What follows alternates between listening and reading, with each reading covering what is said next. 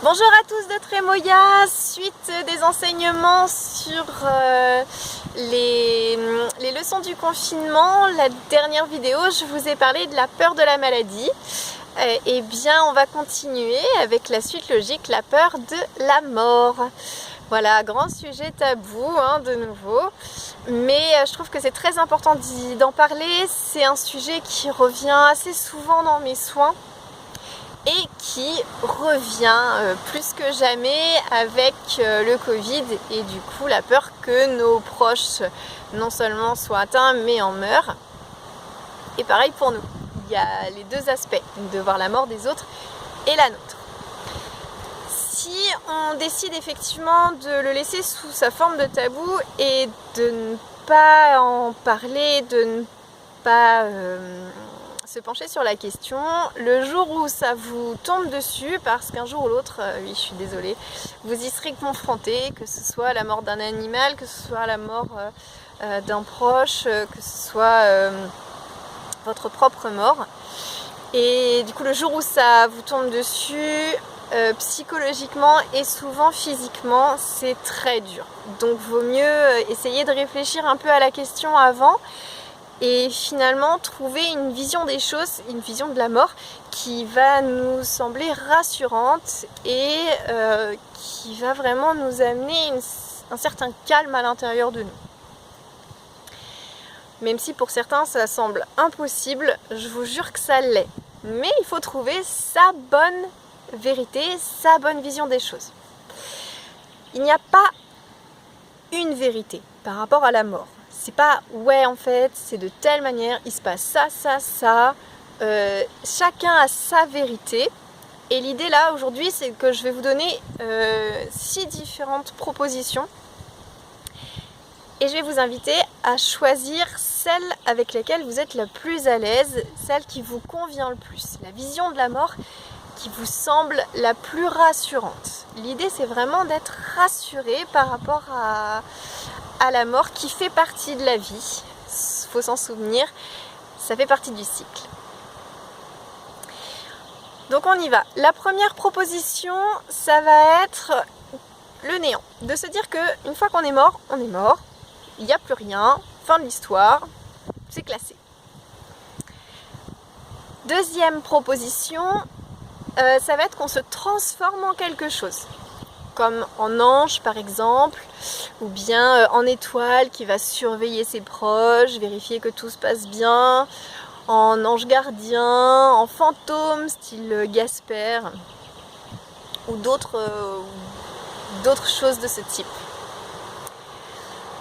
La troisième vision, ça va être une vision qu'on va beaucoup retrouver dans la vision chrétienne, qui est le jugement dernier avec le paradis et l'enfer, mais pour l'éternité. C'est-à-dire que c'est pas bon ok, j'ai fait des trucs pas terribles dans ma vie, du coup je vais aller 10 ans en enfer et puis après je vais aller au paradis.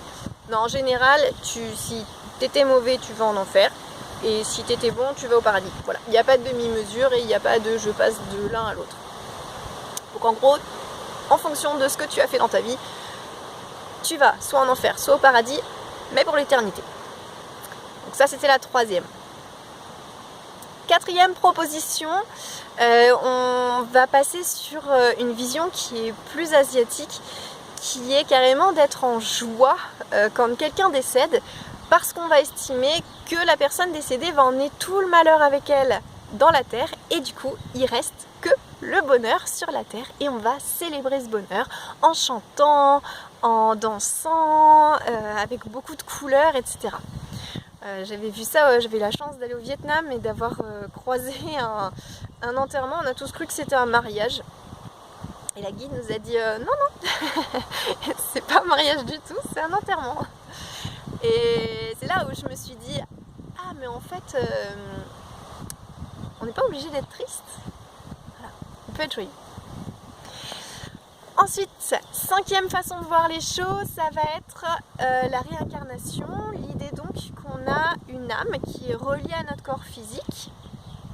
Et quand on meurt, le cordon qui relie les deux va se couper, le corps va devenir dépouille et l'âme, elle, qui est immortel, va se relier à un nouveau fœtus et va vivre une nouvelle vie. Et une fois que cette personne va mourir, de nouveau le cordon se coupe et elle va de nouveau aller rejoindre un autre fœtus dans le but de s'améliorer d'une vie sur l'autre. Et la 6e proposition, ça va être un gros point d'interrogation et ça va être soit vous pouvez y mettre une version que moi je n'ai encore jamais entendue, que vous avez pu avoir par vos lectures, etc. Ou vous pouvez prendre différentes notions des 5 premières portes que je viens de vous citer et d'en faire un mix pour faire quelque chose qui va vous convenir vous, parce qu'il y a des choses qui vous plaisent dans chacune des propositions. Voilà. Donc vous voilà avec 6 portes. Et ce qui est vraiment important, c'est que vous choisissiez l'une. C'est pas juste de se dire ok, il y a plein de visions de voir les choses. Non, non, vraiment l'idée c'est de se dire quelle est la mienne, qu'est-ce que je décide de croire. On a besoin de croire. C'est ça, hein, nos croyances. Ça nous permet d'être rassurés. Vraiment, ayez cette vision-là de se dire, bon alors, admettons, je prends la vision que derrière, je me transforme en étoile. Je sais que je peux veiller sur mes proches, etc. De voir que tout va bien. Bon, après, il y a quand même une certaine notion d'impuissance en disant, bah oui, mais si ça se passe mal, je fais quoi? Je fais comment? Est-ce que je peux intervenir ou pas? Enfin voilà, il faut pousser votre réflexion quand même. Personnellement, moi j'ai choisi la case de la réincarnation parce que ça m'a vraiment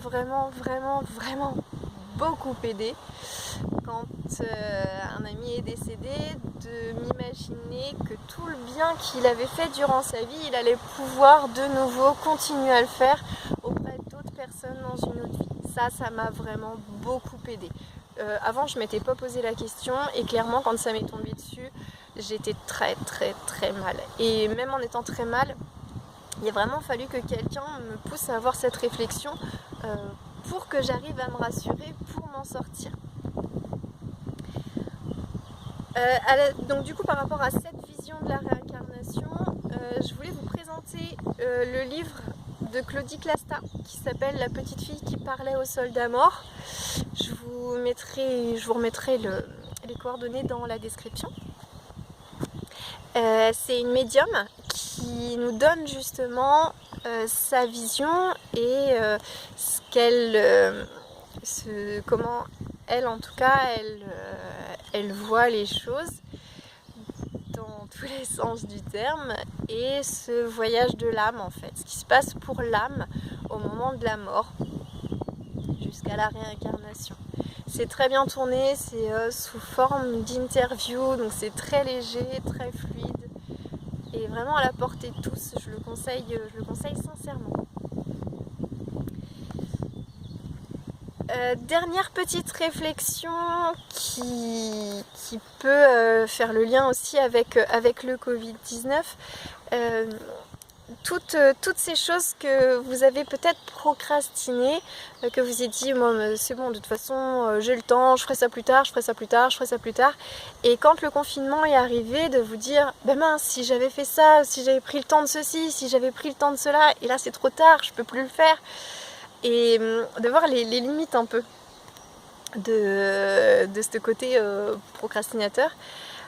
Eh bien, dites-vous que ce que vous avez vécu au confinement, ça peut être un petit peu aussi ce que vous pourriez vivre au moment de la mort ou d'une maladie qui va vous handicaper fortement.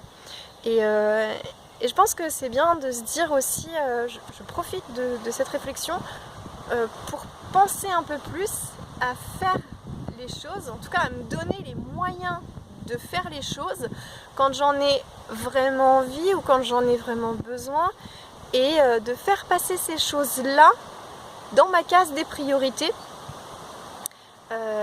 parce que si je le fais pas, j'aurai peut-être des regrets. Voilà. Et ça nous permet aussi de rétablir nos priorités. Voilà ce que je voulais vous dire sur ce sujet de la mort. Je vous invite vraiment à reprendre ces 6 portes, à vous pencher dessus, à valider que la solution pour laquelle vous aurez opté vous rassure, qu'elle vous rassure pour la mort d'un proche, mais également pour votre propre mort. Si la solution que vous avez optée vous plaît pour les autres, mais vous vous dites finalement si c'est moi, non en fait non, reprenez depuis le départ. Voilà. Je vous retrouverai pour une prochaine vidéo. En attendant, prenez soin de vous, à bientôt et faites parler vos émotions.